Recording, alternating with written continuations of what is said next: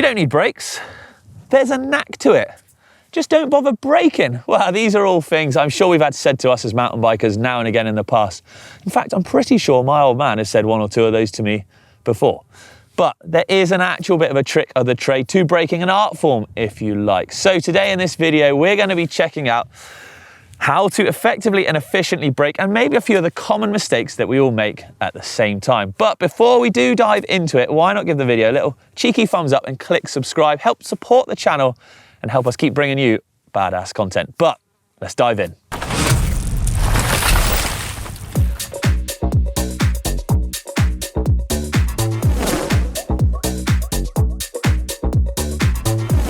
Let's kick things off then in the video with a list of common mistakes, because there are some blinders out there that we all definitely make.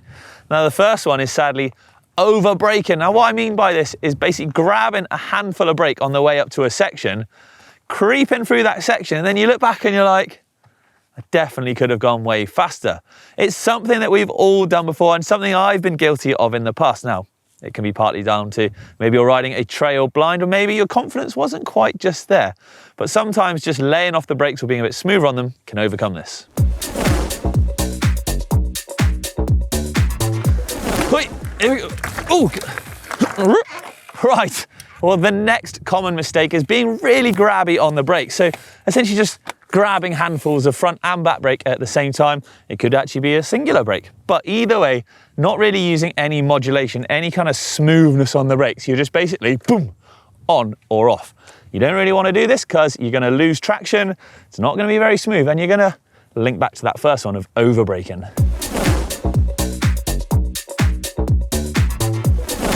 Another common mistake then is not knowing which one of these to pull at which time. Now, I'm going to delve into this further into the video, but basically pulling the wrong brake in the wrong scenario or on the wrong terrain at the wrong time can result in losing traction or crashing or not getting through a section as cleanly as you'd like.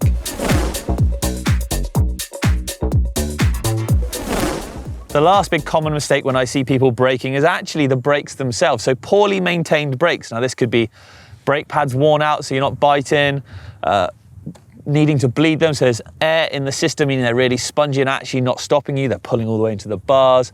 Or when you're maintaining your bike and you're getting trigger happy with the WD-40 or the lubricating spray or the silicone, you're getting it all over your discs and contaminating them. All of those things are hugely going to affect the performance of your brakes and, well, cause you to make some big old mistakes. Okay, on to the how-to part of this video. And I know it's gonna sound silly and real basic, but bear with me. But knowing which one of these does what and when to use it, like I said, is absolutely crucial to getting the most out of your braking and out of your runs. So let's take a look.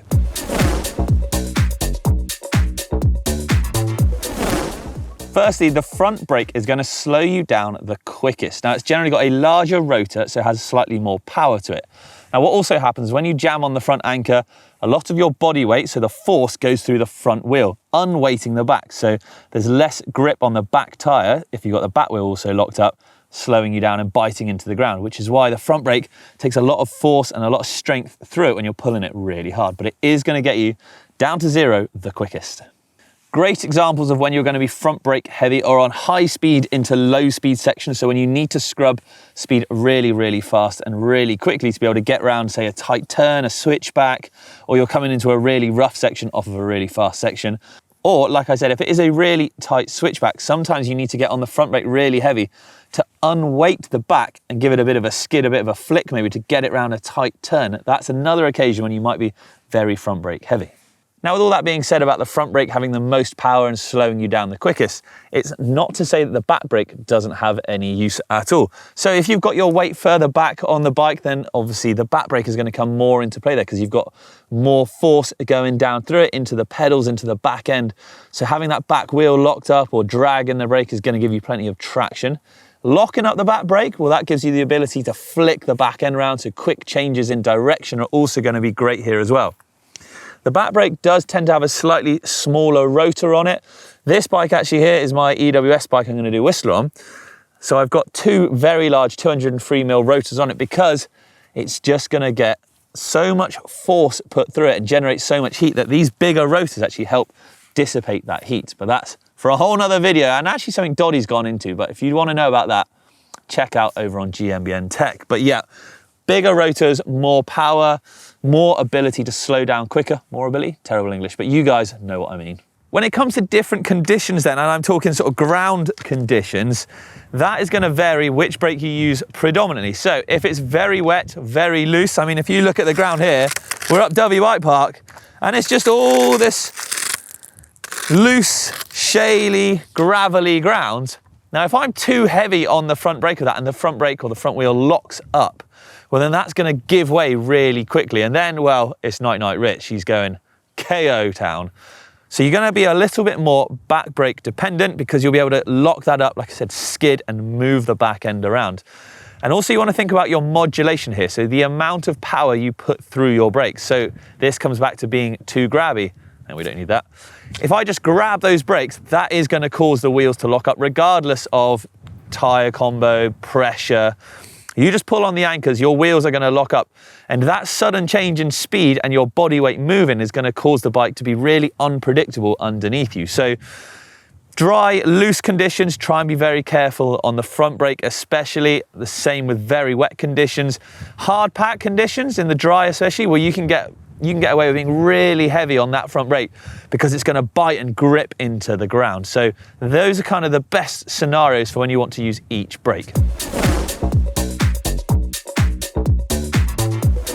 We've done the common mistakes, we've done what brake does what, but I want to move it on. I want to go a bit more advanced with you guys and girls now, and how to actually brake. Now that doesn't sound advanced, I know, but bear with me because we're going to go and dive into an actual practical example. We're going to find a piece of track and I'm going to show you where I brake, how much modulation I use and run you through that. Also why I'm doing what at what point, so with the ground conditions, maybe the feature that's on the track. And you guys can use all of those kind of key points and things to take away, hopefully, and apply yourself to a section of trail or maybe something that's stumping you. So let's get out on the trail. This is our section in question then. So we've got a fast straight coming over a bit of a crest round a turn. And then this is the crux of the section, this steep rock roll. So I can't just go flying off of it because I'll land into the next section. That's pretty wild. So I need to brake before it to scrub speed to be able to then roll down it. So let's start at the beginning and look at the run up and where I'm going to do my braking and on which brake. Come on. So I've rolled in, I'm coming in from there at some pretty high speed. I don't want to brake over this because it's fairly loose and it's fairly rocky turn. So I'm going to be looking at carrying my speed through this and doing all of my braking just at the bottom of this section here. The brake I'm going to be heavy on is the front brake, but I'm going to be using my modulation. So the feel through it to not pull it too hard and really monitoring sort of in my brain if it's feeling like I'm losing traction. I'll also be hard on the back brake.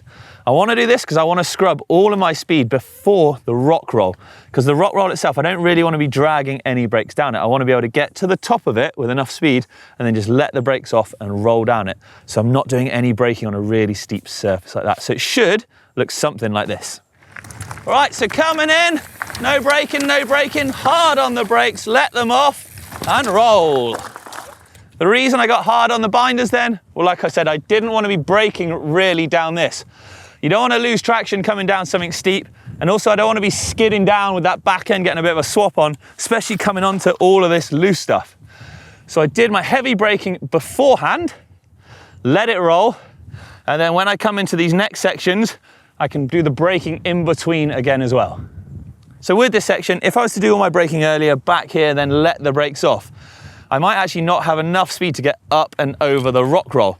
And I definitely don't want to be teetering on top of the rock roll because then I've got to try and maybe put a pedal in or like up it and down it, and you're asking for a whole world of trouble there. So that's why I come along, did all my heavy braking at the section before it, let the brakes off, and I knew at that point I had enough speed to roll nice and smoothly up and over. Let's talk braking when it comes to berms then, because, well, there's something that we all tackle pretty much almost every time we go out on a mountain bike ride. Now this is a great example of a bit of a tricky berm. It's not your normal hard pack, bike park, smooth turn that we find in a lot of places. No, this one, very loose. I mean, look at that. That's just a rock sitting in the middle of the turn there. And it's got a pretty sketchy running. So what I'm doing here is I'm looking at the turn, middle of the turn as I come into it. And all my braking, again, is being done pretty evenly between the back and the front brake this time. Very smooth on them. I don't want to lose too much speed because I know the berm is going to help me carry it around. And again, I don't want to brake in the turn too heavily, especially with the front brake, because I don't want that body weight to get thrown backwards or forwards on the bike, because this is going to throw out just the amount of pressure and force and speed I will then be able to carry through the turn. I want to carry good speed into it, brake before it, but not too heavily, carry that speed out of it, and then that's going to give me also pace to go on to the next features as well. So tips on this one: speedy entrance, scrub speed around about here beforehand, nice and evenly on the front brake, smooth, not too much grabbiness going on. You're going to be looking into the middle of the turn, pedals level, leaning, shouldn't be on the brakes at all here. You might be covering them just to be on the safe side, but you shouldn't really be using them. That way you're going to be nice and composed, ready to get on the gas and send her into the next bit. Here's how.